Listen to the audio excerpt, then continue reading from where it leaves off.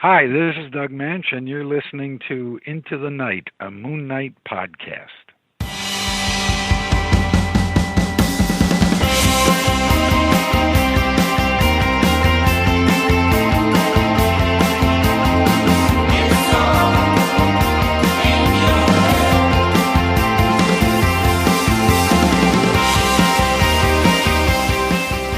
Yes, welcome back, Loony listeners. You are listening to Into the Night, a Moon Knight podcast. Into the Night, the Moon Knight podcast. I'm going to get used to that.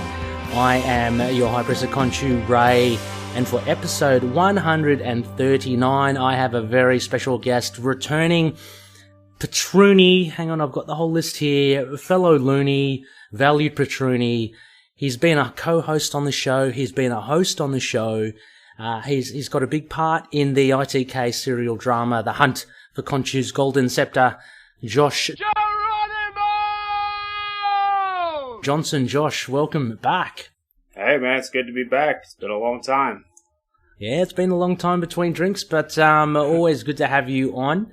And we have Loonies. Oh, just before I get into that, just in case you come across any brain farts from yours truly, I've just been telling Josh beforehand, in the middle of a move, just coming off 12 hours of constant moving and packing, I've rushed back to the empty apartment so I can sing and shout as much as I want.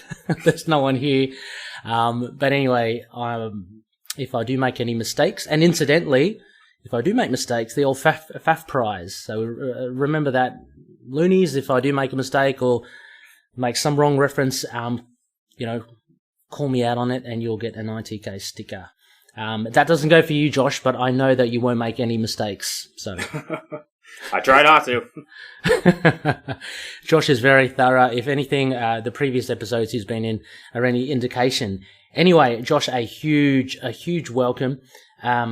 We are doing a LUNAR-PICK classic run review tonight. It's based on the WANING CRESCENT, and it is Doug Moench's Volume 1, Issue 12, The Nightmare of Morpheus. Now, Josh, we actually did this with young Khonshu all the way back in episode 5 in September 2017 in an episode we called Sleepless and Eyelidless. But, hey, it's been a few years. Why not just do it again? Maybe we'll have some fresh eyes on it. Fresh eyelidless eyes. I don't know. But this will be the first time that you review it. So I'm interested to hear your thoughts. Yeah, you never know. Plus, like you said, it's been a couple of years, so maybe your thoughts have changed as well. So. Yeah, I haven't checked my previous rating and any of my comments, so it'd be interesting to see if I am consistent or, if I've indeed changed. Now, Loonies, of course, I'd like to thank our gracious Patroonies. So at the top of the show, our sponsors, they are our sponsors for the show, our primary sponsors. The likes of Josh as well, co-producers, if not executive producers for the show, credited at the end of each episode. Just a shout out to them, and if you please consider becoming a Patreon member or Patroony, I'll give another plug towards the end, but a lot of incentives there. And I'm very thankful to the likes of Josh, and also a big shout out to Hello Headphones, empowering gamers to play at their best. They are our sponsors as well. You can use the coupon ITK Moon Knight for 10% off on their online store. Anyway, Josh, before we get into the review, always nice to have a little bit of an idle chat, and I wanted to talk to you about, without dwelling too much on the coronavirus, like we all know it's here with us for a foreseeable time, but how it impacts the comics. And there was an announcement recently about Diamond kind of halting their print run or their releases of any of the comics, and I'm assuming trades. How does that kind of affect you in any way? Is that a big impact? It's not that big of an impact because I only still collect just the 4 titles, and I usually don't go, I go every 3 or 4 weeks, so it doesn't really impede me that much. Well, I know we have the upcoming Moon Knight stuff in Avengers, so I'd be getting that also, but other than that, me personally, it doesn't. I'm sure a lot of people it does. At least we still have the digital options to get on like Comixology and stuff, but the comic book stores are going to take a hit from this, unfortunately. And that really sucks. Yeah, are you a bit of a mixed media man yourself? Do you dabble in a bit of, I may have asked this you before, digital, floppies, trades? I know you're an Epic collector, like myself as well, Josh. I've seen you in the group. I'm getting there with the Epic collections. I only have 4 right now. But I mean, I'm mainly a print collector. Every once in a while, I'll read something digitally, but very rarely. Only if it's like, because I know there's some sites and stuff where you can read stuff.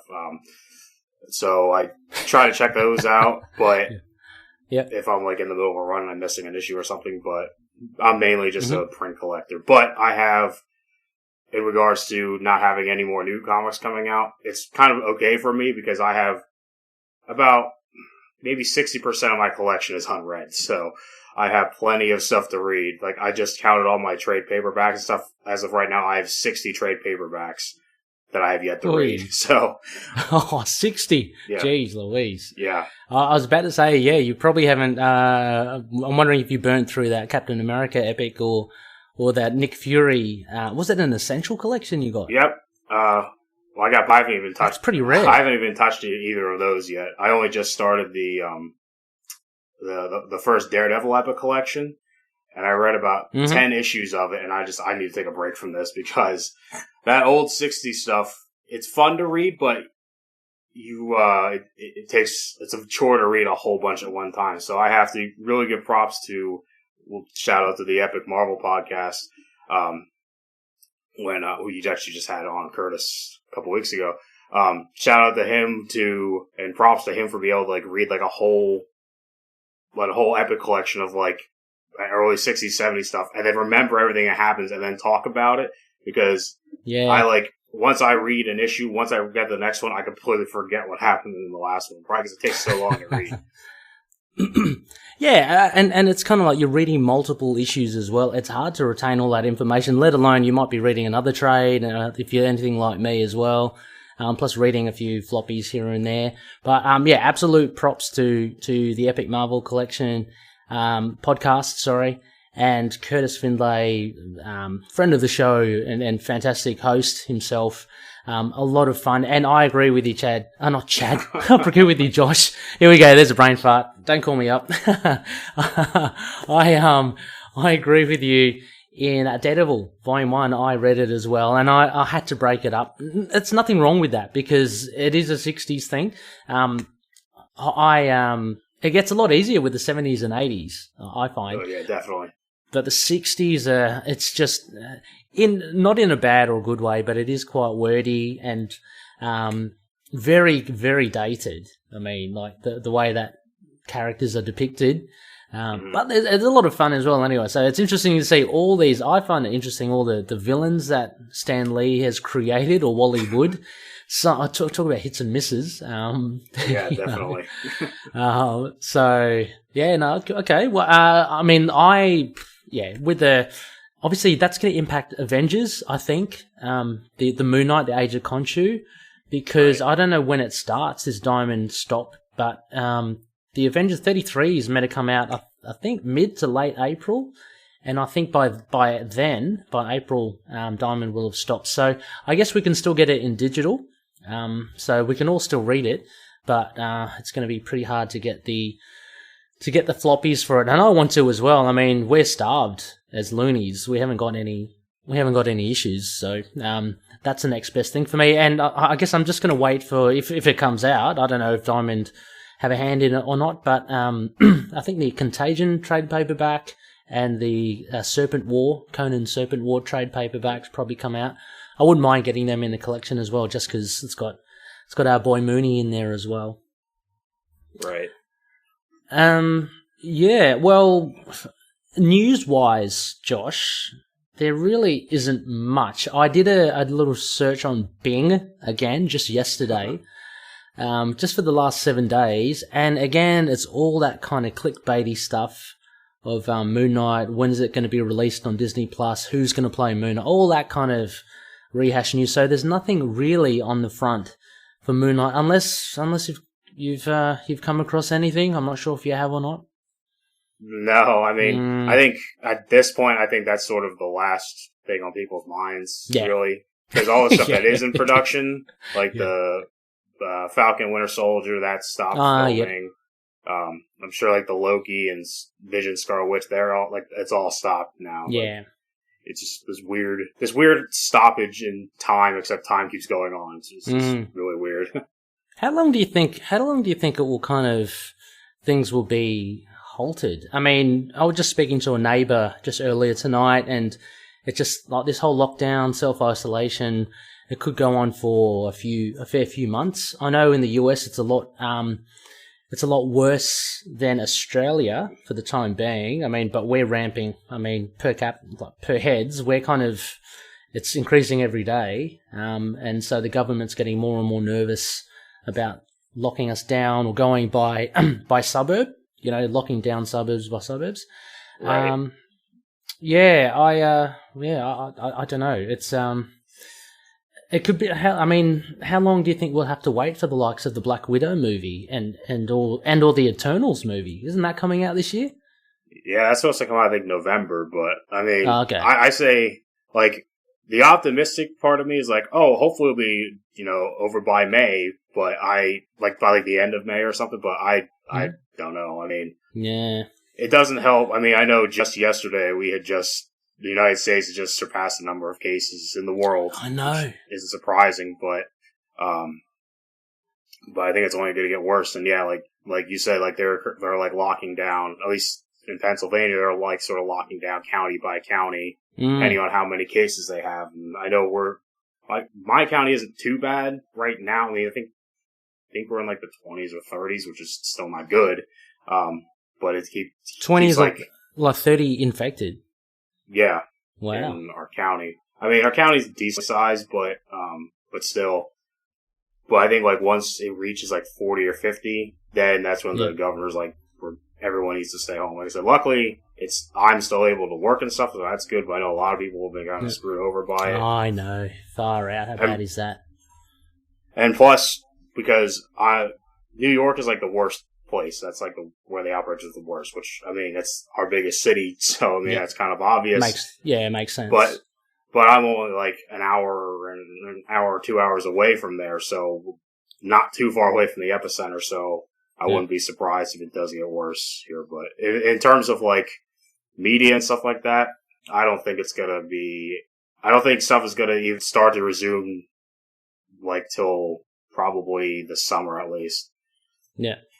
Are you concerned that you're still working, or?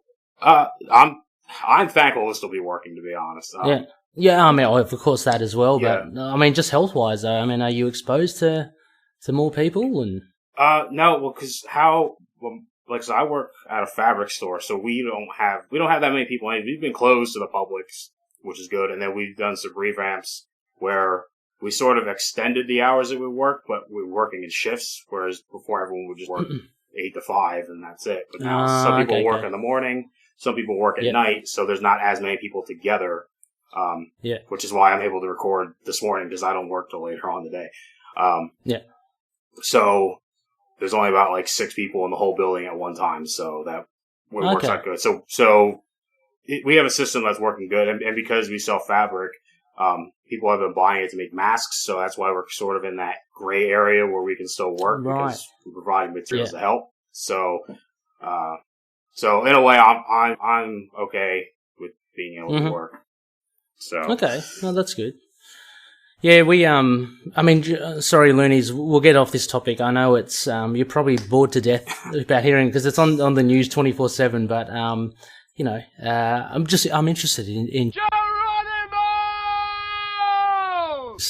situation. But yeah, I mean, I work at a university in the property department, and we're still working. I'm on leave at the moment because I've got to move and. Just decided to take a week off to do it. Right. But we're 3 days a week. Our office, we're allowed to work from home. But still the 2 days we come in. I'm not sure why we still need to come in because, we can do our stuff remotely. And basically all the students and classes have been suspended in the university anyway, so it's not like staff are crying out for new offices or new teaching spaces now, because no one really cares about that stuff now. Yeah. But anyway, it's an interesting thing, and just this whole pandemic, it's just a very surreal time.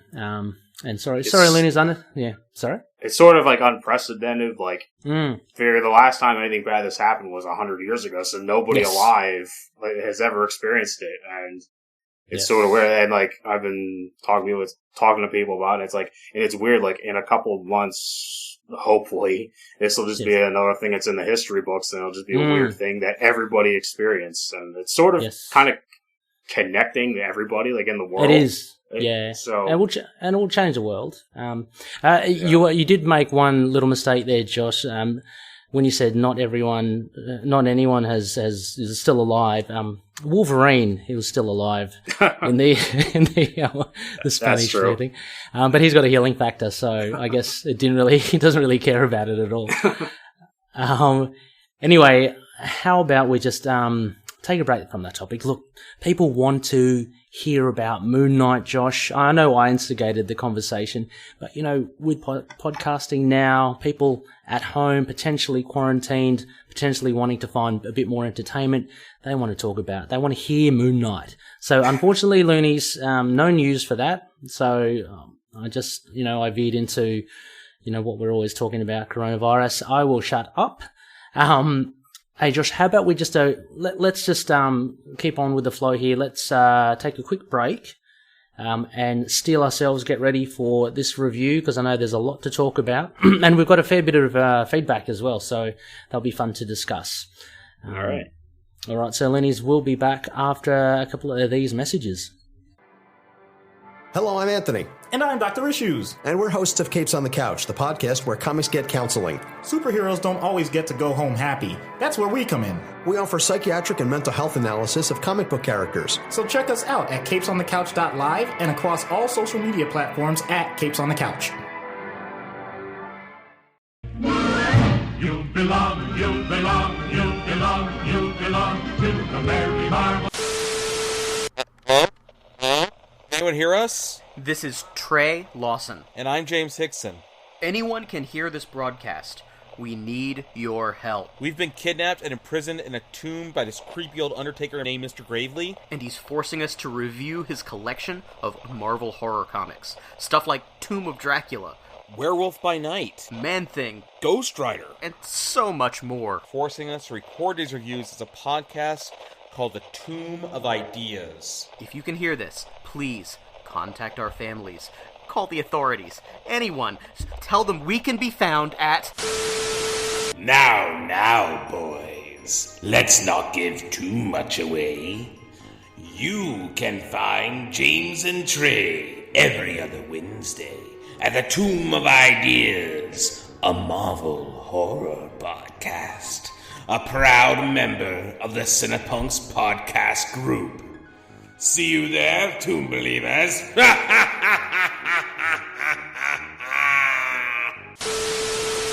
Merry Marvel Marching Society.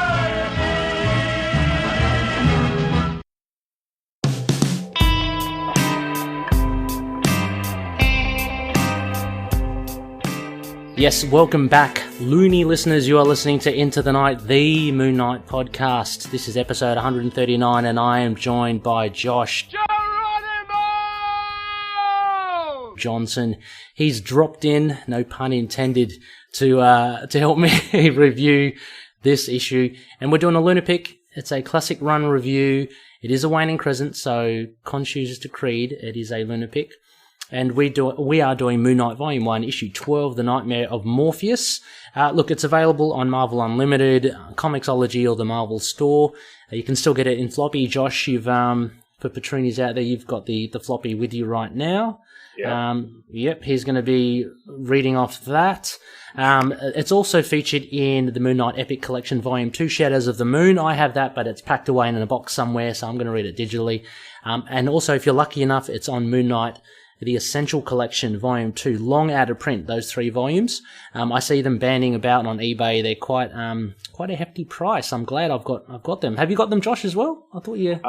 No, I haven't. I only just started getting some of the essentials, but I was watching one and got into a bidding war with one, but got too pricey for me. Yeah. Well, fear not, Loonies. It is readily available anywhere on all of the above that I've mentioned. Now, this issue was released in October 1981. Writer Doug Moench, penciler and inks Bill Sienkiewicz, dynamic duo. Colorist Christie Scheele, letterer Joe Rosen, and editor Denny O'Neill. Now, for listeners that haven't listened to us before, what Josh and I will do is we'll go through our bare bones, i.e. a synopsis, and Josh, I might ask if you'd be so kind as to read that out. We'll go through a bare bones, and then Josh and I will just talk about the issues, and they will be focusing on main aspects of writing, art, themes, characterizations, and references to any other runs. And then finally, I don't have it on the prompt sheet. That's all right. Finally, we are going to do, we'll rate it in our patented Khonshu moon rating system. I think we'll pick that one, Josh. Although I don't. Not me. I'm sticking with the old school one. Okay. Khonshu's one for people who doesn't understand the moon cycles. Okay, so Josh is going tried and true. He's going traditional, good stuff. Actually, that's probably what I'm going to go because I can't remember off the top of my head Connor's one, so it's a lot easier. Anyway, Loonies, here we go. Josh, would you be so kind as to read the bare bones? All right. Dr. Peter Alraune, Marlene's brother, ponders over the guilt he bears for his patient, Robert Markham, who has gone wholly astray. Just as he decides to report Markham to the police over the phone as missing, an intruder breaks in and reveals himself to be Markham, though now totally crazed and disfigured. With mysterious dark powers, Markham, calling himself Morpheus after the Greek god, assaults Alraune, but before he is able to finish the job, police arrive and Morpheus flees into the night. Marlene hears news of her brother now in the hospital and pleads to Stephen Grant to accompany her to see him. Peter slips in and out of consciousness, but sadly, as Marlene and Stephen arrive, he falls into a coma. Not long during their visit that Morpheus returns to presumably finish what he started, and as he attacks the hospital police guards, Moon Knight springs into action. Morpheus proves, however, too much for Moon Knight to handle, and he makes short work of Moon Knight using his versatile Ebon energy. Moon Knight licks his wounds and returns to the scene of the crime, Peter Arlen's office, to try and dig up information on Morpheus. He is greeted by Detective Flint, a seasoned, weary DI who, rather than get in Moon Knight's way, assists him. Flint gives Moon Knight vital information, and the thankful White Knight leaves the office in search of Morpheus. Meanwhile, as Morpheus becomes more and more crazed, he decides to rob a bank and is easily detected by Moon Knight. The two clash again, and for a second time, Morpheus beats Moon Knight effortlessly. Moon Knight vows to do better and chases Morpheus into a zoo, and after an intense fight where both seem to win at some point, Moon Knight lures Morpheus to an electric generator. Feigning injury, Moon Knight tricks Morpheus to shoot at the generator, and as Moon Knight had hoped, the electricity negates Morpheus' ebon energy, rendering him powerless and at the mercy of the Fist of Khonshu. Morpheus is arrested and brought to Seagate Prison, where he is sedated, effectively keeping Morpheus and his ebon energy under wraps. Moon Knight forges a friendship with Detective Flint, and as the story ends, Peter Alraune wakes from his coma, much to Marlene's delight. Yes, there you go, Loonies. That was the bare bones read out by Josh. Geronimo! And that gives you a pretty holistic, I guess, summary of the issue. That bare bones was actually the same one. I pulled that one from our episode 5. You could tell I was very, very enthusiastic. I wrote a lot on that one.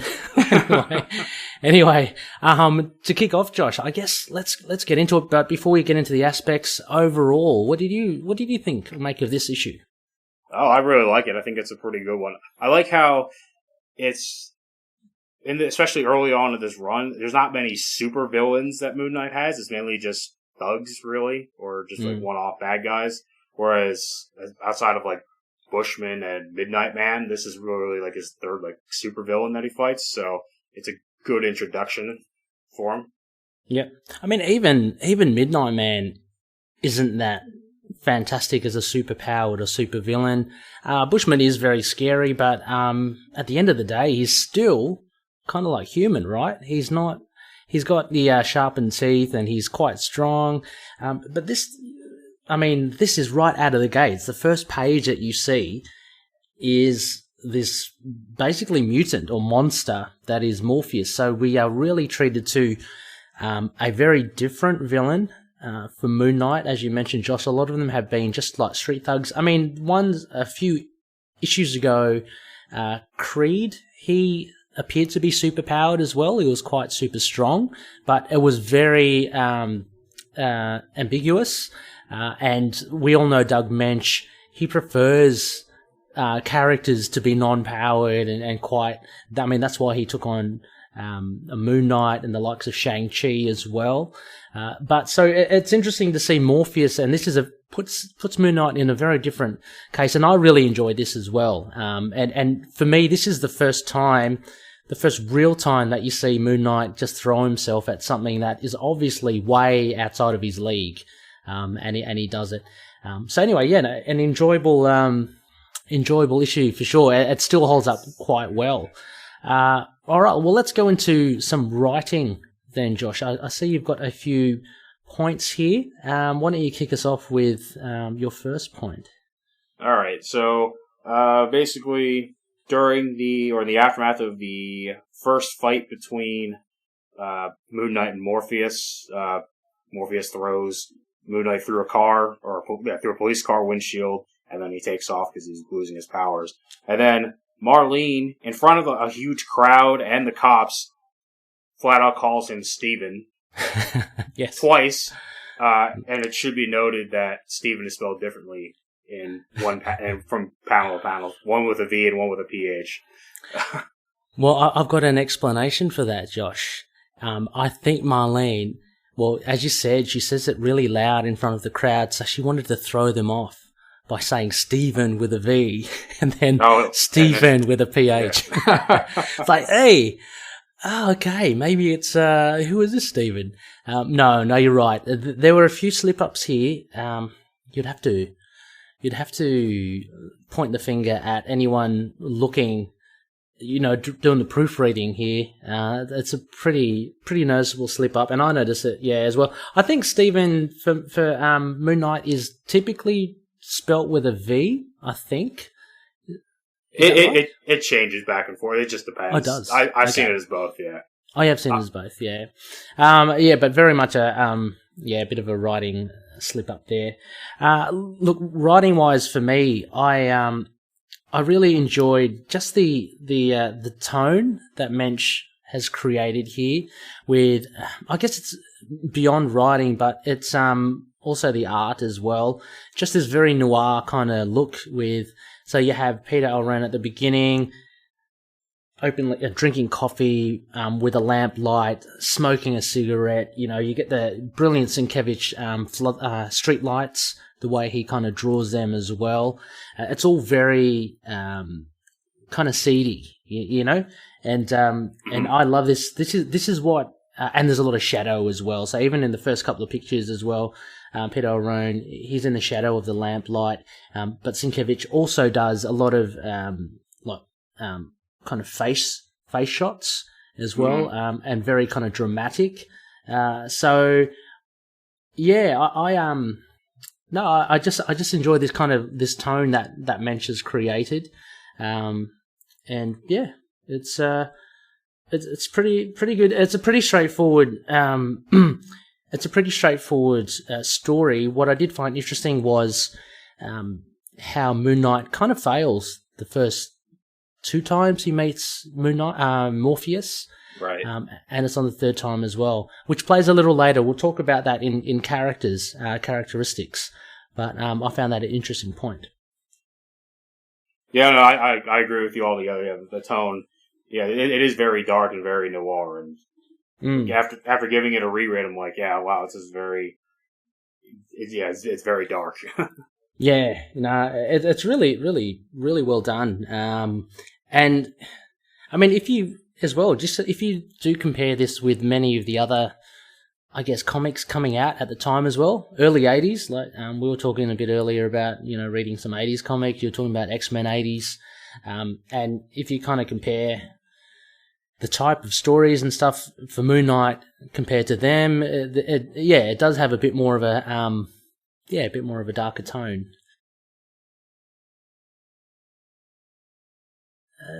What's your next point here on writing, Josh? And just sort of tied into that last thing I pointed out where, yep. it was like a crowd and stuff. Why is there a big crowd outside of the hospital, like at night, like for no reason?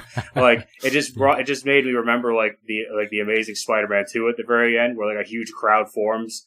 Oh yeah. It's like right behind like a big gun battle going on. Doesn't make any sense to me. Yeah. It would make more sense if there was just like nobody out there, or even like a couple people. But you can't really see people, but like the art makes it look like there's a big crowd of people back there. Yeah, no, true. And there are barricades already and everything.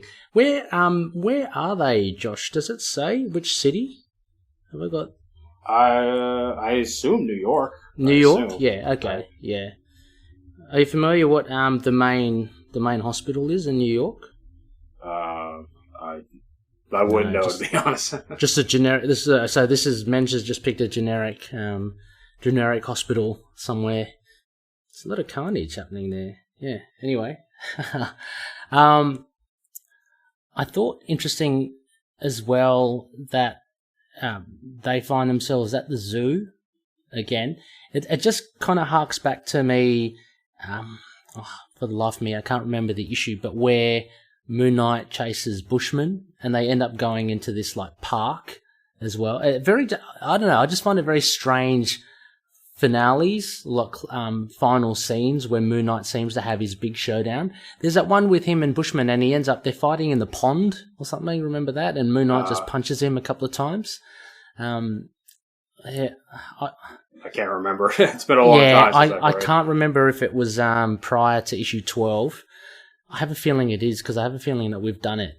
But anyway, it's I don't know. I feel Moench is trying to find interesting and very different scenarios to pitch these last battles. I mean, it's a bit hard. I mean, the obvious thing would be to put them in the middle of New York, in the main street or something, or a big city showdown. But over here again, we see they go to the zoo of all places, and the way to kind of defeat Morpheus, I think, is a very, I don't know about you, I found it's a little anticlimactic. There's nothing exciting about an electric generator to me. I mean, especially because they said, like, I guess the whole deal is because the positive energy from the generator can negate the negative energy, but like never before is it stated as negative energy. Really, exactly. I don't think they just called it Eben energy. Exactly, and it's just perceived as negative because it's bad and it's black. It's like, it could easily be positive. Scientifically, it could be positive. But yeah, well, what's the other point that you got there for writing? Well, I'll just skip ahead to one just because we were just talking about the zoo, but we actually get to see Moon Knight versus a Black Panther. not the Black Panther, but he does fight a panther. I'm surprised they haven't, they didn't cash in on this. And I don't know how Black Panther was perceived back in 1981, but, they could have done big showdown, Moon Knight, Black Panther. Then you open it and you find out, it's literally a Black Panther. It's like... which is still exciting. Again, this is kind of to my point as well. I think Moench is he's just finding weird and wacky ways. I mean, actually, no, I take that back, because Morpheus, he does do well. He uses his surrounds, right? He kind of bursts that cage open for the Panther to attack Moon Knight. But I did love how, for any animal lovers there, they made a point that the panther will soon wake up in a few hours or something, in case you thought that it was killed. It's so Moon Knight's not an animal killer. That's pretty cool. And it does make for something interesting too. Like instead of just like another fight on the street, like who cares? Like that's happened 100,000 times in Marvel comics, but in the zoo, it's like how often has that really happen. And you know what? Now that I think about it, because we have to have the one reference, but I think it sort of ties in because I reread Batman Nightfall not too long ago, and in one of those issues, he's fighting Firefly, and they fight into a zoo, and he has to basically fight a Black Panther. Though at that time, it was more so blue because of like the shading and stuff. But that was at the time that Moench was writing. So whoa, I was about to say, yeah. I wonder if he reused that. I don't remember if it was him or I think Chuck Dixon was the other one who was writing. Well, that certainly is post 81, right? So Looney's Josh is just referring to his treasure trove of a library behind him. Patroonies can see his library collection there. You can zoom in if you want. Check out Josh's collection. But no, I was about to say I wonder if it's self-referential from Moench, just to kind of like give a little nod to Moony there, because it's how often do you come across a Black Panther, right? Right. Or it could, it could be Chuck Dixon paying homage to Moench. Okay, it was Chuck Dixon, yeah. Well, I reckon he's just done that as a little wink to Doug Moench. Could You'd be. Think. I mean, Chuck Dixon, yeah. At the same time. But yeah, you can sort of see it there. Oh, there it is. Okay. You too can see this video footage if you become a Patroony. Please check out our Patreon member Patreon page. Yeah, well, look, I'm just going to jump a little bit here then, because with the writing, it kind of overlaps on some stuff. I thought, because it kind of overlaps onto characterizations, and I wanted to talk about the introduction, because this essentially is the introduction to Morpheus. I felt that Moench has done a really good job by not just doing a typical origin story. It would be fun to actually have seen Peter Alraune take this guy, Robert Markham, through the traps as a patient, and then to see him turn into Morpheus. But Moench just drops us in. Like the first page, as I mentioned, you just see Robert Markham and the Morpheus face, and we're kind of off we go straight away. So by doing that, he doesn't really have to waste too many pages to build up on it. But he does inject all the information quickly along the way, and I really love that. And I love the idea about Morpheus's power of how it kind of builds up when he let me get this right, when he doesn't get sleep, right? So the more sleepless he is, the more ebb and energy. He's like a little battery.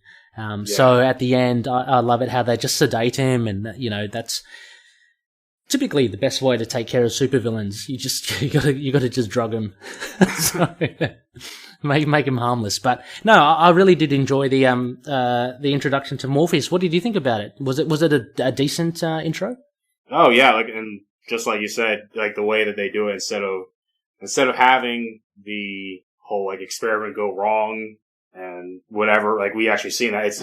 I do think it works better just sort of seeing Peter just kind of sitting there thinking about it and kind of brooding over it, because it is a crappy situation. But overall, and yeah, with Morpheus, with his, I actually think it's a very sort of interesting power, because it's sort of like a twist, sort of on real life, if that makes sense. Because if if anyone's ever gone sleepless for a very long time, at a certain point, it sort of feels like you're drunk when you go for so long. Yeah.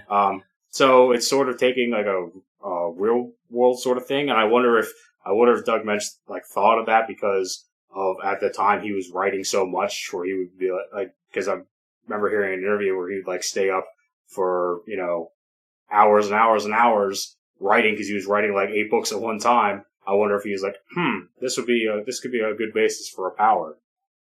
Yeah, I reckon just judging from the interviews that he's had recently, talking about his work, he seems like to be he was a very industrious writer. I guess it's kind of akin to a lot of the the main writers today of Marvel. How there's that kind of talk of Marvel will pick a writer, say Donny Cates, or earlier on, say Greg Rucka or Ed Brubaker, or Brian Michael Bendis, and they would put them on so many titles just to kind of really make the most of it. And those guys, you'd imagine they'd have to write so many things all at once at the same time, and typically they'd kind of get burnt out because, basically they're taken advantage of. But it just seems like Moench kind of eats this thing up, and I can totally see that he relates to Morpheus in that sense, going a bit crazy. I don't know whether he wanted to rob a bank after writing all those things, or but definitely can see the connection there. I also like the look of the ebon energy as well. I wanted to call out the Bill Sienkiewicz representation. Again, we see so many textures in Sienkiewicz's art, and he's really starting to play with the comic book art form, in the sense that we mentioned before about the street lights and stuff. He loves doing that, loves playing with lighting in comics. But with the ebon energy, there's just this frizzle that he has on it. And it just really looks good. And the fact that when Moon Knight gets, I don't know whether it's a printing or not, but when Moon Knight gets zapped by the ebon energy, the texture of the black on him, it's kind of like, you can see the pixelation of it. Right. So no, really enjoy the art here from Sienkiewicz as well for Morpheus. And I also like too, when he does get zapped, we see him as gray, which I actually think works pretty cool. To me, that would sort of how they did art at the time. That would be if he had a gray suit instead of white, sort of how the black and everything would sort of be it just looks cool. Or I should say, if he had an all black suit, the gray would sort of be the shadows and stuff on it. It looks pretty cool.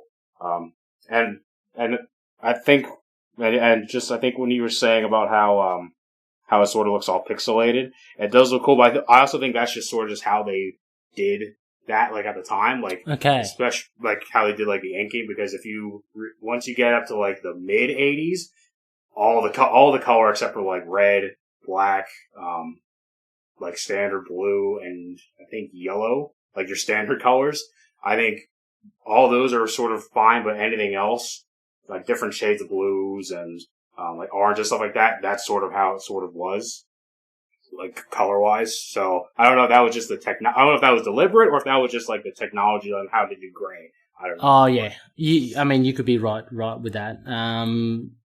Because I guess it's a little bit out of what you'd expect from Sienkiewicz, so it could be, it could rightly just be a printing thing. Because you can actually see it, all these shadows. There's another one where Detective Flint and Moon Knight are in the office, or in Peter Alraune's office, and the shadows are all pixelated as well. It just could be it could be the print as well. Right. Any points that you want to just throw out there, Josh? Let's just bounce around here. All right. One of the things I noticed on there is so when the cops show up to go because Peter calls the cops, but then he gets interrupted by Morpheus. So I guess they're cops still better show up because something's going on there. It has the worst onomatopoeia for a siren I've ever seen. It's just, it should be on a sitcom where everyone's that's what it reminds me of. There's so many better onomatopoeias, and they chose that. That was weird. But that's a super nitpick. No, but you're right. It's so funny though. I don't notice that much of the, what do you call the onomatopoeias or the word descriptions, but some of them are quite funny. You look at them, they can be as normal as the crash, but then we got this FHWAM, FWAM. Yeah. Pretty cool. Bram as well. Shocked. He's got another FHWAM as well. I'm just wondering what that really sounds like. But it's very strange. I just wanted to also, again, just go back to Morpheus as well.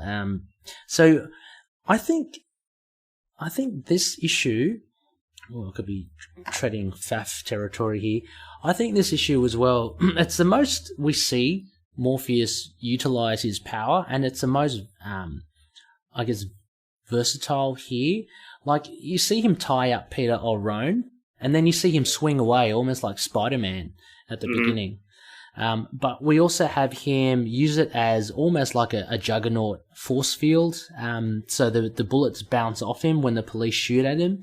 It can be seen as a concussive force as well. It blows up a car. But when he shoots it at Moon Knight, I mean, could you think that would just destroy Moon Knight? It does zap him, and Moon Knight said it feels like a cold shock. So it has a different effect on I guess, living things, maybe, other than cars. But it certainly doesn't do... I mean, over here, the second time he shoots Moon Knight, it ties him around his ankles, but also gives him that cold shock as well. So yeah, I don't know. I just like again, you don't know too much about this Ebon energy, but I think Moench just plays around with, what it can do. Yeah, and you don't really see that again later on. I mean, you see him just use it as Ebon energy. But I thought that was quite cool. Yeah, it sort of reminded me of like Green Lantern powers, sort of. Like his energies from that he builds up are sort of like the Green Lantern energy, but he can't make constructs, but he can do stuff with it, sort of. Yeah. So that's pretty cool. Yeah, I mean, like even as well, it takes up all his energy. He blows up the bank, the front door, I guess, of the bank.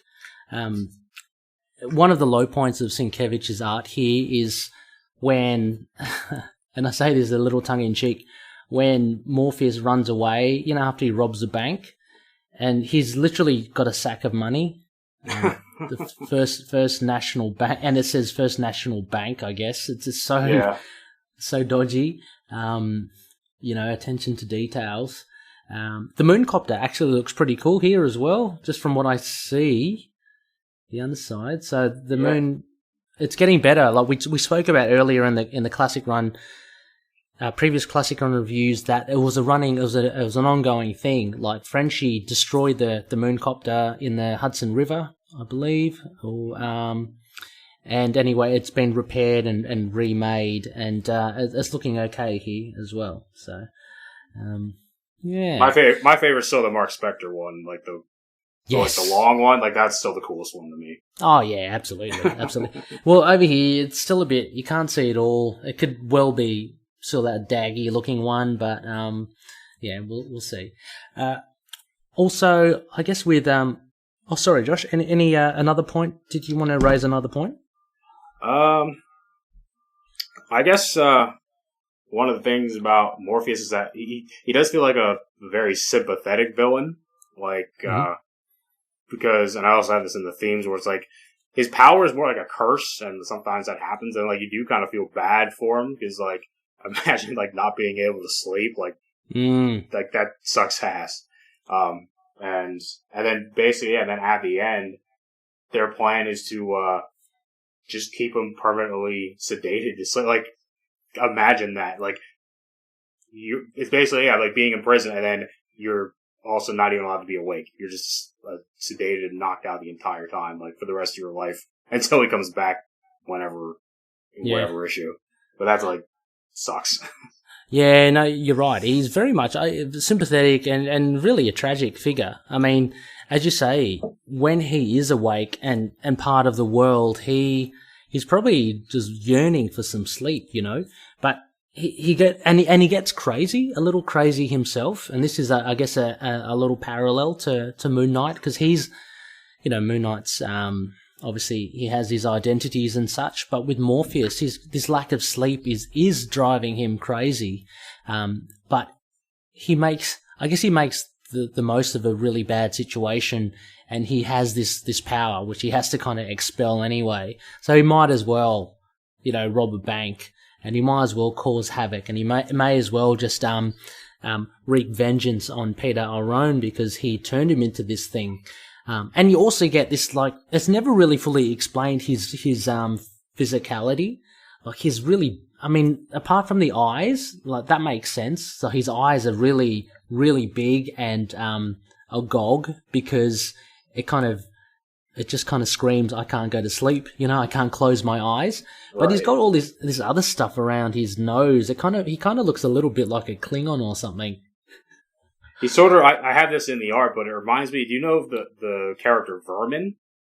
Yes, yeah, from Spider-Man. Yeah, he looks like, he reminds me of it a lot, so, but yeah, no, you're right. I mean, they do say, on like the first opening page, they do say like the internal things that have changed, but yeah, other than the face and stuff, there's really no other change to his body. Yeah, it's, he's an interesting character. And very tragic. And as you say, like when he gets what he wants, when he gets some sleep, that's where they just want to keep him. I think later on in Resurrection Wars, Morpheus has this funky ability to somehow go into dreams or something. He starts to become part of like a manipulator of dreams. Again, call me up if I'm wrong. But so again, it's a bit of a ambiguous kind of power set. But I'm very much like this Ebon Energy power set. I think that's really cool. And as you say, Green Lantern, I like this whole battery thing that he has going on.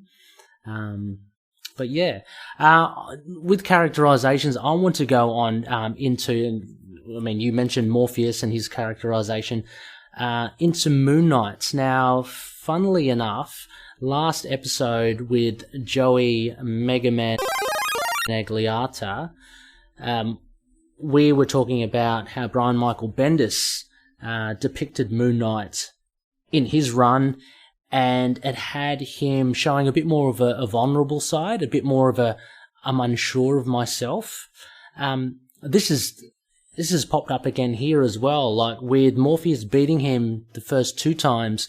Moon Knight, again, he makes mention of almost hanging up his cowl, I'm not good enough to be a hero.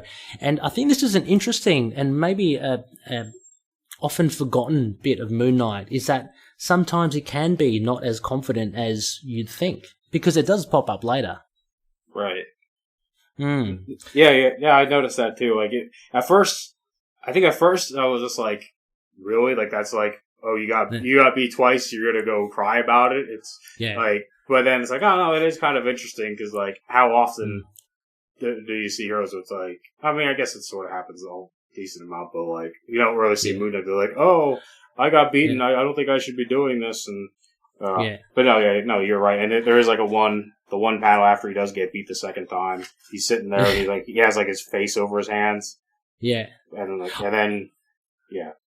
Yeah, I think it's probably, as you say, it's because he feels like that all of a sudden after what seemingly is a small thing. Like, okay, you got beaten by a guy that can shoot bloody Ebon energy from his hands, He's got nothing to be worried about. He's only a guy in a suit, right? So, he hasn't got Iron Man armor. He's not Thor or anything like that, but he's fighting a super-powered guy.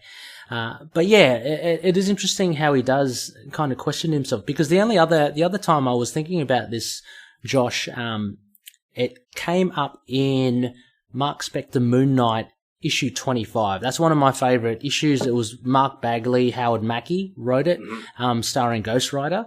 And in that, Mark Spector questions, I guess it questions his motivations and his past, being a merc, and because he was fighting this guy, I can't remember the name of the guy, but he was an ex-colleague, an ex-merc, and then he's kind of like, oh, I'm just as bad as these guys. And then we later see it in the Bemis run, where he has this massive guilt about, I've got all this kind of red before, when he's talking to the Truth as they're going to the Isle of Ra. And he goes, I've got all this, I was a merc, I feel so ashamed about what I did before. So yeah, he has a lot of this kind of going on. And yeah, anyway, I picked up on it for this early run in Volume 1. And it also harkens back to what we talked about before. This is also like his first encounter with like a super powered villain, like not just extra strength and stuff, but it's like, yeah, this guy can shoot lasers and stuff at me. It's like, well, I've never gone up against this before. What the hell am I doing? How am I going to beat him? So, I mean, it does feel very, like a very human reaction to that too. Yeah. Yeah, true. It doesn't stop him from doing it in the future, and that's one of the things I love about. Yeah, he just keeps on going against. God, who else? Well, recently we had I did that thing where he goes to Las Vegas and fights Joe Fixit. Fights the Hulk. Oh yeah. So yeah, I love that part of Moon Knight. Any other things here, Josh, that you want to cover? Art-wise, I see you got some cool ones there. Yeah, first off, just the cover is just so kick-ass. Yeah. Especially, like, having the white and black of Moon Knight and then, like, the black, blue, purple of Morpheus just together. Like, it looks so fucking cool. Yeah, I feel like Moon Knight's face is a little squashed or a little weird looking, but definitely the Morpheus looks really cool, I find. Mm-hmm. You also mentioned about his ripped mask. Yeah, like we don't see it very often. I remember seeing it before, but I can't remember where. I think it had to be somewhere in the Mark Spector one, but like it doesn't happen very often. But for some reason, I always like it when it's cool. But because that happens with like other characters too. But one thing I always love is it's always like the mouth down that gets ripped. Like at some point, I want to see somebody where it's like just like the forehead gets ripped off, but like the eyes down is still there. I don't know. It's just funny, but I don't know. It's just something that happens. Like, it doesn't happen very often, so when it does happen, you point it out. Yeah, it looks pretty cool. I always remember it from the Volume 1. It's one that we've done before. It was the one with the where he's laughing maniacally, and it's got a werewolf, I think, at the back. Right, yeah. Yeah. Yeah, that's right. That is ripped on it. Maybe that's where I'm thinking of it from. Yeah. That was a good one as well. Yeah, well, art-wise as well, I mean, I wanted to mention, again, Sienkiewicz, and I think I mentioned this in episode 5, one of the things that did make an impression on me was the likes of the way he drew Detective Flint as well. Really, really nice haggard face. I love it. But also there's that I love this panel layout. You see where Flint's talking with Moon Knight in the background, checking the files.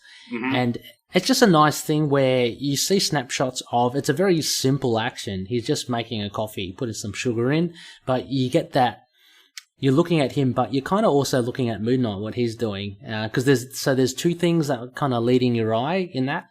Right. So it's a really, I don't know, just a really fun layout. It's a very simple layout. There are eight panels, but I just think Sienkiewicz makes it interesting by just having Flint do these very mundane things. Yeah, no, I like it, yeah, because it is more so, like, you have the two things leading on, but you're more so focused on Flint because he's takes up most of the panel, and he's more so in color. But yeah, in the back, Moon Knight just doing his thing, he's looking through the files. It's sort of a way reminds maybe Flint might just be talking to himself, and Moon Knight sort of just sneaking through and doing it. Like, yeah.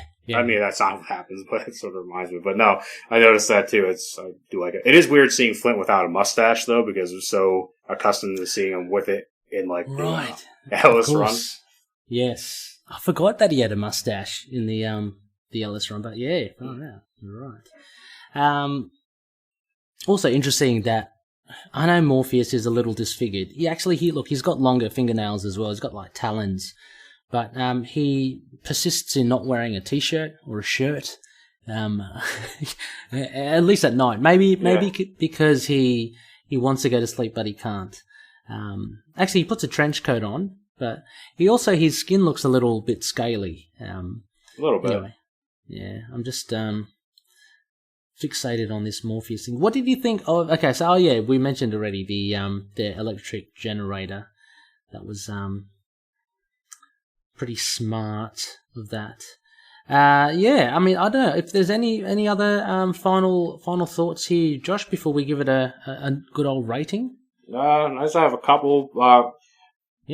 So Vermin, Morpheus goes to so he goes to rob the bank, but like as he's doing, he's sort of talking about I need a palace. I'm going to need to build a palace, and to build a palace, you need money. Like that sort of just comes out of nowhere. Like I don't really know what he's talking about. Like why you can just you clearly have a place to stay already, or there's plenty of abandoned things. If he would just rob the bank just because, it wouldn't bother me at all, because he's a villain, but he's going on saying about, I need a palace fit for dreams, a place to dream. I don't really know what he's going on about, what he's talking about. Yeah, I mean, yeah, true. It does seem a bit out of left field. I put it to his kind of descent into a little bit of madness. He's a bit loopy at this stage. If you look at it, his whole thing is, at the beginning of the story, he wanted to exact vengeance on Peter Alraune. That was the main driver, but he gets kind of chased away and off he goes. Then he starts attacking just outside the hospital, again. Then all of a sudden he decides to have a palace, so he seems to be a bit of a loose cannon. He's just like shooting everywhere, not knowing what he wants. But yeah, so in that sense, I guess the writing for him and his motivations aren't as solid as it could be. But then again, if it was indeed Moench just trying to make him, or trying to illustrate how kind of crazy or the descent he's going through, maybe that doesn't come across enough. Yeah, maybe, I don't know. It just really stuck out to me. Yeah. Let's see, what else do I have on my list here? I mean, this is, I also like, this is the first collaboration between Flint and Moon Knight, which, I think, when we get to see Flint, we're sort of like how he was in the Ellis run too, where he's more than willing to work with Moon Knight, and, as he says, or certain cops might not like, sharing info with vigilantes, but you would just get on your own anyway, so I might as well just work with you. And we see him do that in the Ellis run when he's Mr. Knight and stuff too, so. It's cool seeing where they come from. Yeah, I mean, there's no opposition at all. Like, he immediately, and this is the thing with the character of Detective Flint, he just seems to be quite sympathetic to these vigilantes straight away. I'd like to say, I wonder if he does, I'd love to see Flint kind of cross paths with, say, the likes of Daredevil. Or what does he think of the Punisher? Yeah, right. Yeah, because for what he's doing seems to be against what the greater law enforcement want to do, and that's, they don't want to work with vigilantes, but he's willing to do it with Moon Knight. At this stage, Moon Knight is not a face-ripping, dark vigilante.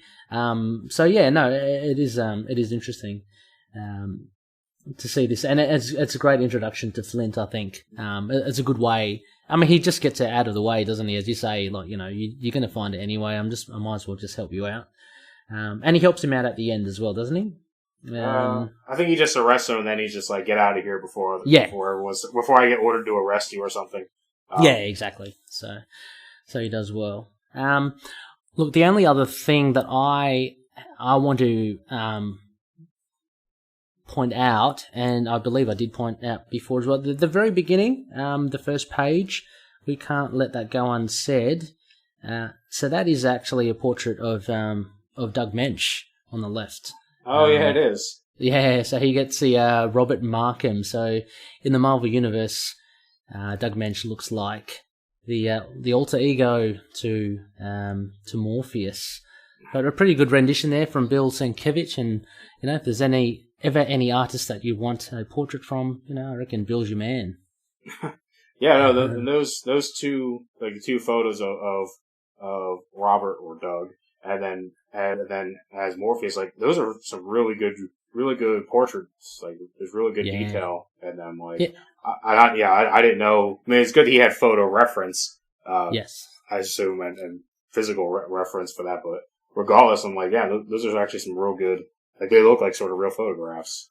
Yeah, exactly. Well, let's hope that there was no photo reference for Morpheus. Otherwise, I'd like to know who the model is. But yeah, no, very cool indeed. Are you ready to give this a good old rating here, Josh? Yeah, that's pretty much most of the points I had. So Overall, All right. good issue. All right. Well, before we head into our Loony feedback, Josh, what would you rate this Moon Knight Volume 1, Issue 12, The Nightmare of Morpheus? All right. So, like I said before, I'm going with the old school Ray. I'm not going with that newbie Connor shoe Ray. I'm just kidding, Connor shoe. I mean, I'm not going by it, but but I'm gonna, like I said, I thought it was overall a really good issue. A few problems with it, but I'm gonna give it a low waxing gibbous, so like an 8 out of 10. Wow, cool. Hey, now let me just punch that in so I don't forget. Waxing gibbous, was it? Yep. Yeah, waxing gibbous, awesome. Yeah, that's a pretty cool score. I really enjoy this as well. Look, it is very, again, for an early 80s issue, it's hard to compare with that and other decades, other issues of other decades as well. It very much is a kind of like a thing of its time, but if you kind of look through that and look at the art and look at the story and the introduction of this character, this awesome character who is pretty much a staple in the Moon Knight Rogues Gallery, it is a pretty fun read. I like the differences and I like the chances that Moench takes on the scenarios. Like we talked about the zoo being the end thing and using the panther. For me, it's nice to be different. It doesn't entirely work, but I can see how it would be thrilling, perhaps back in the day, with animals attacking you and stuff. Right. And the ending, and the ending with the generator, electric generator. I mean, I don't know. It didn't have that big bang that I was hoping for such a powerful villain and Moon Knight. But it is a cunning way that Moon Knight employs to actually beat Morpheus. So you got to give him props for that. So I'd give it a 3/4 moon. I'd give it a 7.5 out of 10. I think that's it's a very, very cool. And every time I read this, it's always enjoyable. We get the introduction of Flint. We get the introduction of Morpheus as well. We get Moon Knight. We get some action, definitely action there with Moon Knight, but we have him also kind of questioning himself. So there's a lot in here to make it an exciting read. Yeah, I agree. It's one of those ones too where it's where even though like obviously as Moon Knight fans, we like all or like at least of this first run, but if you had to pick out of like the pick 5 issues out of this first run, like I'm sure this would probably be one of the ones I would pick probably to sort of kind of get like a good grasp of the different ways that Moon Knight is used. That would probably be one of the ones I would pick probably.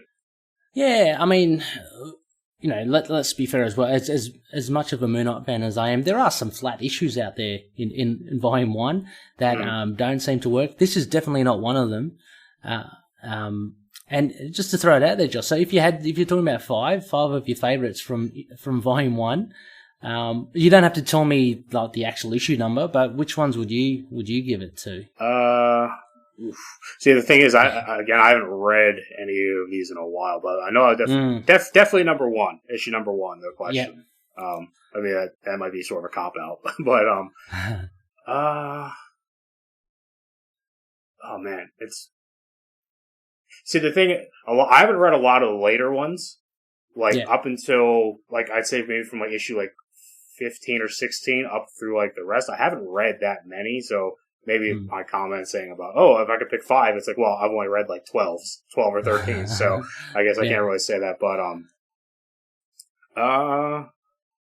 I really like I think 14 is with Stained Glass Scarlet. That one's, I like that one a lot. That's a definite for me. Such a good issue, that one. But yeah, I'm like you as well. In the case, I've read them all, but I've read the first third or the first half a lot more than I've read the last half of the run. So I can remember vaguely towards the end there. I think the X-Men come. Actually, the one with Doctor Strange is pretty cool as well. That's a bit later, I think. I love the ones with the werewolves. I think they're pretty cool. Right. But number 5 is probably one of my faves. It's that kind of haunted house one. It's one. Yeah, I really like that one. But yeah, Stained Glass Scarlet and yeah, number 1 is very strong. Midnight Man to me, Anton Mogart, I think is one of the worst villains. But anyway, there are even worse, so that's okay. All right, Loonies, let's go to Josh. We have some feedback as well. The majority of it from our Facebook page. So, Josh, why don't we just go through these? Let's alternate, yeah? All right. Okay, I'll give you Chad's. Okay. The first one from our Facebook page, a big shout out to Loony. First time we're hearing from his comments. So, hello, Seth Montalvo. Welcome. I hope you are enjoying the show and loving your comments. Seth mentions this issue is awesome. Debut of one of many Moon Knight's villains, Morpheus. Love this classic. And I think from what you've heard, Seth, from Josh and myself, we cannot agree more. Morpheus is one of the coolest, I reckon, Moon Knight villains. So underutilized. But having said that, a lot of Moon Knight villains are underutilized. I want to see more Black Spectre, more Morpheus, more Stained Glass Scarlet. But yeah, absolutely, Seth. Totally agree. Yeah. He's only been used like 5 or 6 times, I think, overall. Yeah, he does get really underutilized. And I know the last time we saw him was in that one in the Bemis run where was he in that labyrinth sort of thing, for no reason? Yeah, he was drinking a milkshake or something, a fruit smoothie. I don't know what's going on. Yeah, they need to use him more. Yeah, exactly. But this is the thing, as you say, he's appeared 5 or 6 times. But how memorable is he? He's counted as one of the rogues galleries because there's a reason for that. Because I think he's quite a memorable character. Right. All right. So now we're on to the power of Chad. Chad Jernigan. If I remembered the voice Joey did, I would do it last week, but I'm not gonna. I don't remember how he did it. And plus, there's a lot written here, so I don't know if I could do it. But anyway, so Chad says, I miss this villain. He has a very unique power that comes with severe drawbacks on physical and mental fields. The fact that it is an energy form that makes him prehensile is very intriguing. The action shots are very solid, nothing short of the usual for Billy Boy. Whether it's gliding through the air or wrestling with large predatory cats, Sienkiewicz is adept to rolling with the punches. As per usual with this volume, lots of inner monologue. Not unwelcome, just formulaic. I'm not implying that Mark isn't a thinker, just short in the prose department. At the end of the issue, I'd say it's a strong 7.5 out of 10. Yeah. Oh, no, agree for most part, and it's a nice pick up there as well, Chad. The gliding through the air as well, we've got to point out, Sienkiewicz is just a master at making Moon Knight look so cool doing that. He does that when he flies down to try and stop Morpheus robbing the bank. Really, really cool stuff. Yeah, any other, so what Chad mentioned, a little formulaic, the inner monologue, Josh? I mean, yeah. I think it's just something just at the time, that's just what all characters did. Yeah. Didn't bother me at all. Yeah. But I mean, I can see what you mean, Chad. So, geez, that's 7.5, same score as myself. So same. Anyway, next we have John Marsden. Hello, Josh. Loony John Marsden. He's been in and around the ITK community. It's great to hear from him. Morpheus is a villain that you can not hate, absolutely. He's my favourite Moon Knight villain. All this dude wants is some sleep. Now I'm quarantined with my wife and 2 kids, I can relate. These turds wake up and start a full-blown Khonshu concert in their rooms at 5:30 a.m. Someone please cough on me. Thank you, John. Them's fighting words there. Pretty spicy words there, John. But I'm hoping your family, obviously take that in tongue in cheek.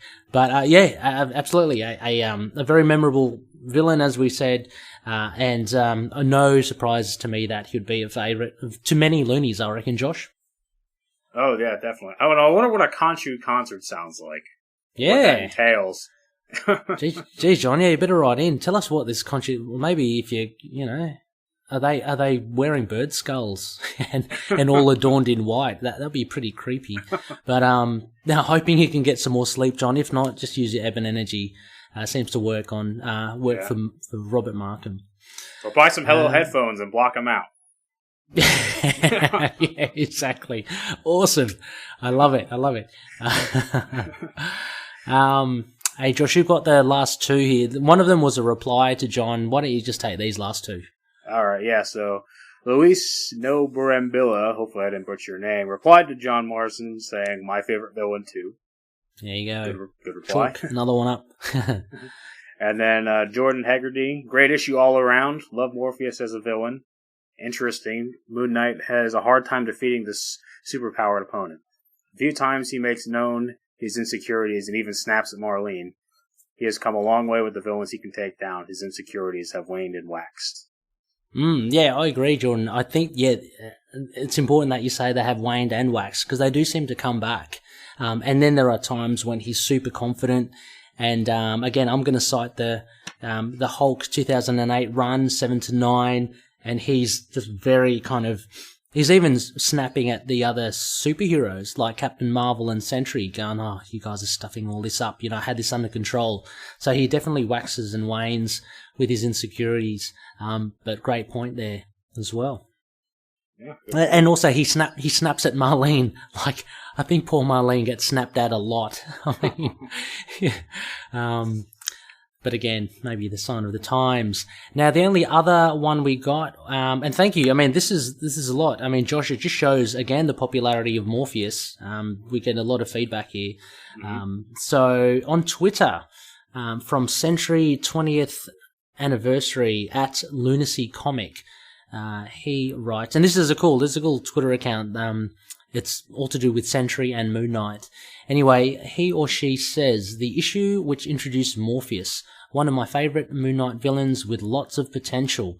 Moon Knight's first supernatural enemy." Well, I think Werewolf by Night, right, would probably be the first one. Thinking the exact same thing, yeah. Superpowered maybe might be the better word. Yeah, I reckon superpowered. I love this issue, including 23 and 24, where Morpheus strikes against yet again. This issue perfectly shows the dynamics of Moon Knight and Team Moon Knight. Yes, no, thank you. For sure, 23, 24. I'm more familiar with this issue 12. I have read 23 and 24. I have to go read them again because, Morpheus is cool in it. Team Moon Knight, I mean, definitely shows the dynamics of Moon Knight. I love it. I feel there are other issues, though, where we do see more of a synergy between Jenna's Diner and Ricky and Ray and Crawley and Frenchie and Marlene a little bit more. I mean, this one was very kind of Alraune-centric, so there's a bit happening there. But Mark pretty much takes care of it himself, doesn't he? Yeah, for the most of it, because Frenchie doesn't even really make an appearance. I mean, he probably makes an off-screen or off-panel appearance by flying the copter, but other than that, he's not in it. And then, then we have Marlene, who actually does have a tie to the story, and not just sitting around in bed in lingerie waiting for Mark to come home. Squeaky velvet. But yeah, and I didn't mention this earlier, but is this the first time that we get a mention of her brother? Like, I don't think, because I skimmed through issue number 1, just because it has the whole origin thing. It didn't make a mention of it. I didn't know if it was mentioned like between 1 and now or not. I don't remember. Okay, well, I'm gonna support you on this, Josh, and I'm gonna put myself out there for the FAF prize. I reckon it is the first time we ever see Peter Alraune. So any loonies that begs to differ, please write in and let us know where Peter Alraune appears before. But I believe this is the first time, because all we know really is Marlene and her father. Right. Basically, and Peter's just like, he just pops out of the blue, pretty much like Morpheus, and all of a sudden he's kind of in Marlene's life. So, I'll say that. Well, that's all the feedback that we have. And Josh, I think this pretty much wraps up our show before our typical long goodbyes. I like to say that. I always seem to drag out the goodbyes. But I just want to say a huge thank you, Josh, for coming on, waking up early as well. Apologies again, Josh, in contrast to last episode, where I accidentally got Joey up really early. I've asked Josh to wake up at a particular time, but we've come in an hour later. But no, huge thank you, Josh. Oh yeah, no problem. Thanks for letting me come on again. Yeah, absolutely. No. There's people ask, I've seen it because how can there be? I saw on one of the pages, how can there be 130? Because someone discovered the podcast and they said, how can there be 137 episodes of Moon Knight? I think that was in the Epic collection. And Curtis just said, yeah, well, but they talk tangentially about other stuff, but we also cover, comics and toys and all that. Josh, we've got heaps of Moon Knight issues to cover still, so there's plenty of opportunities for you to come back on, and yeah, we welcome it whenever you do. Oh, yeah. Yeah, now I'm thinking about it, you have at least, let's see, you're on 12, you got like 26 more episodes of just Volume 1, yep. six of the Fist of Khonshu, so let's see, that's 32. You got 60 of Mark Spector. if you do it one by one, because I know we've covered a bit here and there. Oh, hey, we'll do them again. Don't worry. Yeah, may as well. So right there, you got almost 100 episodes of more stuff. Not including all the modern stuff, also. Exactly. And appearances, and cameo appearances as well. So, we are stocked to the gills, Loonies. Don't you worry. We're here for the long haul. And, whenever the TV show comes out and all that, when there's more toys and everything, we'll be reviewing Bushman Funkos. Don't worry. Morpheus Funko Pops. Don't you worry. Anyway, Josh, as well, just, with our spectacle, whilst you're still here, where can Loonies, find you or contact you if they want to, chat more and all right. Well, like I said, I'm on the Into the Night group. So if you want, you can talk to me there. Friend request me if you want to see plenty of memes about for coronavirus and stuff. That's no problem. And I do have a sort of on a far too long hiatus podcast I started last September. It's called Panels of War. Where I talk about war comics. Unfortunately, I've only did 3 episodes before I sort of kind of lost my train of interest. But, we were talking about it before we started, but, for some reason, I always sort of get into kind of like history and war kind of stuff come summertime. So, just because that's how my brain is. So, I probably come May or June, I may start up again with some new episodes and maybe reformatted. So there's 3 episodes on there at Panels of War at Podbean. So if anyone wants to check that out, go ahead. And yeah, just be on the lookout for more episodes, hopefully. In the next couple months, and who knows, maybe I'll even start earlier with this whole lockdown thing. Maybe I'll be bored out of my mind, and maybe I'll decide to start up again. So, so you can, so Panels of War. You can also, I have a Facebook page you can look forward to if you want to like it. But yeah, so that's pretty much about it. Cool. Definitely, the Facebook link I'll put in the show notes, as well as links to those 3 episodes as well. So Loonies, definitely go check it out. I mean, even if you don't read war comics as well, they're a very interesting listen, Josh. I mean, I don't read many war comics at all, but you really do get into the intricacies of, it's almost a second language of the the fighter planes and just the detail of all the weaponry and the gears. So it's very interesting. You covered the Garth Ennis issues. Yeah, Garth Ennis has a couple. He has 2 runs called War Stories, but one is from one publisher, one's from another. So I did the first 3 issues of I think it came out 2014, I think. But Castles in the Sky about B-17 flight crew.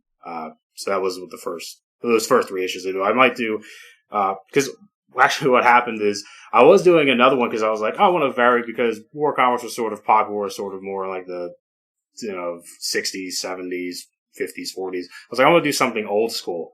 And I think because those are more so, they're very of the time. And especially because I wasn't doing it for like Marvel DC. I was doing one for Charlton Comics. So that's sort of like a C-list publisher at the time. Oh. And so they weren't very compelling. So, and they're only like three, and it was like one issue was like 3 stories and they're like 6, 7 pages. So I think maybe it was just at the time, it was just like, this is a little monotonous to do in the way that I was doing it. That's why I said about reformatting it and doing just like a summary as opposed to page by page.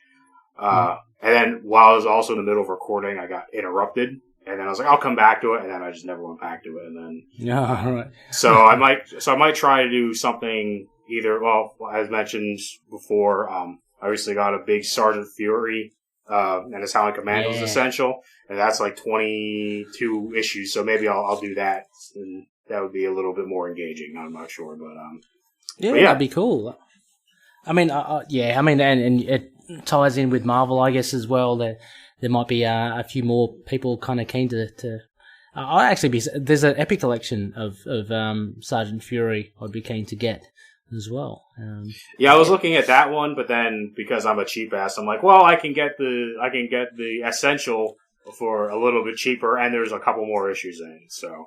Oh, okay, yeah, and it has an added charm of being in that kind of that paper stock and being in black and white as well. So right, get that to it. So check it out, Panels of War, guys. Everything, all the details in the show notes. Also, I'd like to make mention, end of the month, I'll be on the Ultimate Spider cast for Scarlet Spider. Josh, you talked about reading the Clone Saga not that long ago, the whole run. I'm going through a journey with Ben Reilly and Scarlet Spider on Capes and Lunatics sidekicks. So we're covering basically from the first appearance or so of Ben Reilly, and we're going through the whole Clone Saga, which is pretty fun. I've never read it, so it's not as, to me, it's not as bad as everyone makes it out to be. There's a certain, like, so you said you started with the first appearance, so is that like the Power and Responsibility story? Is that?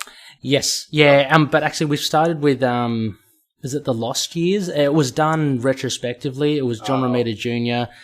It kind of like, it was done in the early 2000s. It's kind of like this is a primer for it. And then, so we've done that, but we're going into, the Web of Spider-Man.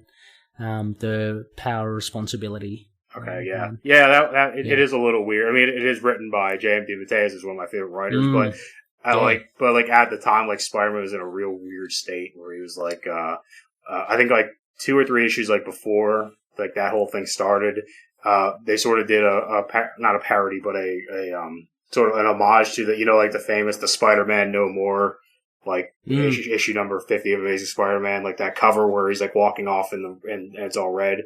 They do that again, but at this time it's Peter Parker no more.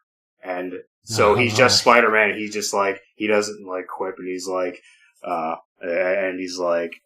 only the spider can handle this, and it's really weird. I'm not gonna lie. Yeah. At first, and then he snaps out of it once the whole thing really kicks off. But yeah, because I mean we've gotten to the part because there's the fiasco with his parents, and now Aunt May has had this stroke or heart attack, and so everything's kind of going against him. But I really like Ben Reilly. I enjoyed his run in Damnation.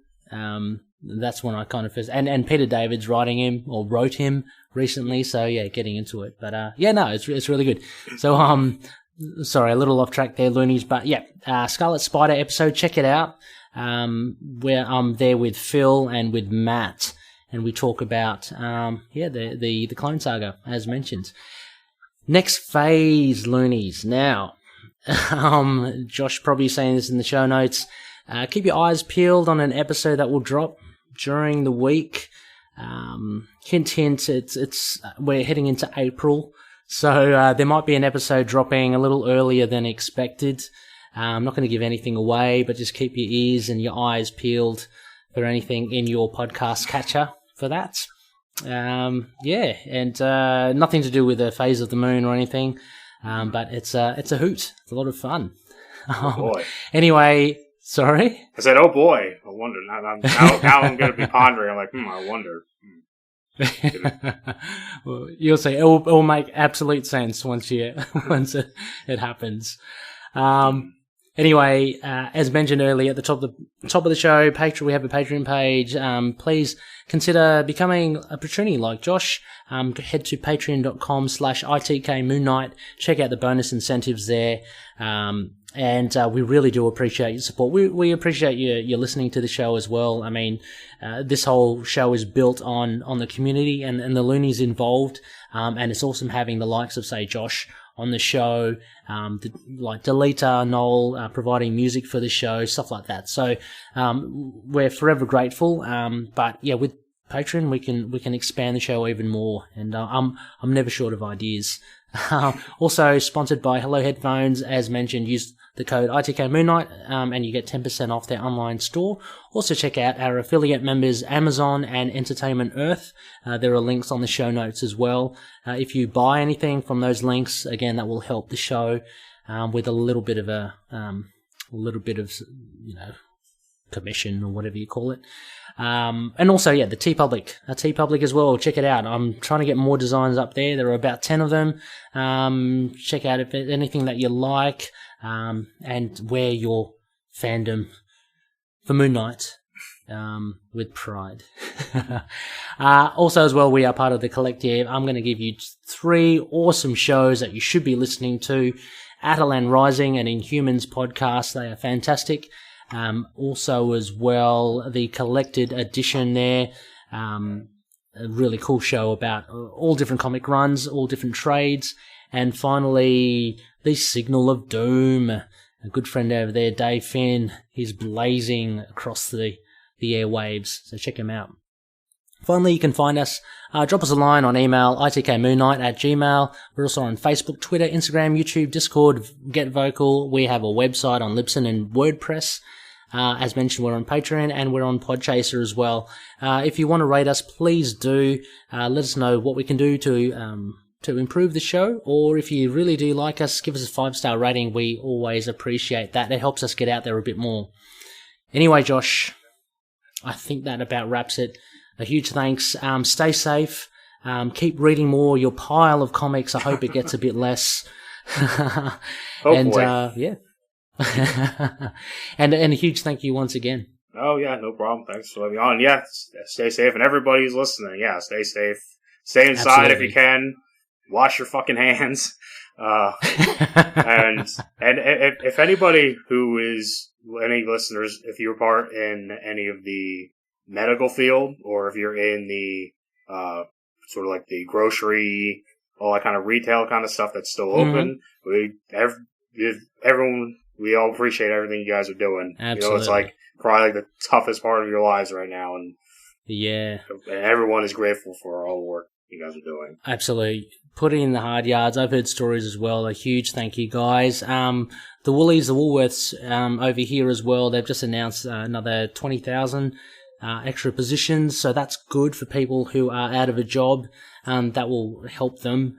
So supermarkets are doing it tough, but they're shining at the moment. So huge thanks to everyone working there. Yeah. And if you're a jerk, just don't be a jerk for this time. I always say this because I just saw a story yesterday at some, I think it was a little farther away, but I'm not quite exactly sure, where a lady who, I guess, I don't know if she was all right, but she went and was coughing and sneezing all over produce and meats and all that kind of stuff, and they had to throw out, it was $35,000 worth of food they had to throw out because of it. So if you're an asshole, just stop being an asshole for at least till this is over, because everyone can be affected, and so. Exactly. We're talking about lives here, so just be real about it and take it seriously. But I'm sure Loonies do.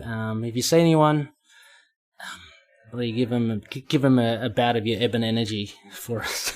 Or just threaten to rip their face off.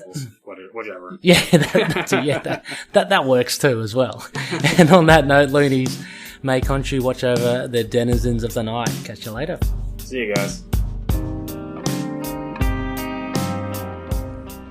Moon Knight and affiliated characters, stories and events are properties of Marvel Characters Incorporated. Materials used and discussed within the podcast are intended for critique and review purposes only under the fair dealing concept of the current Copyright Act. The views, information or opinions expressed during the podcast are solely those of the individuals involved and do not necessarily represent those of the copyright owners.